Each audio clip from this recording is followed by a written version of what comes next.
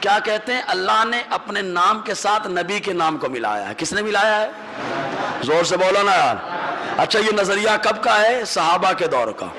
اچھا جب صحابہ کہہ رہے ہیں اس وقت حضور بھی موجود ہیں، بولو حضور موجود ہے، تو صحابہ نے کیا بتایا؟ اللہ نے اپنے نام کے ساتھ نبی کے نام کو ملایا، مطلب نبی کے نام کو ہٹا نہیں سکتے ہو۔ اسی کو حضور اعلیٰ حضرت یوں بیان فرماتے، ذکر خدا جو ان سے جدا چاہو نجدیو، واللہ ذکر حق نہیں کنجی سخر کی ہے۔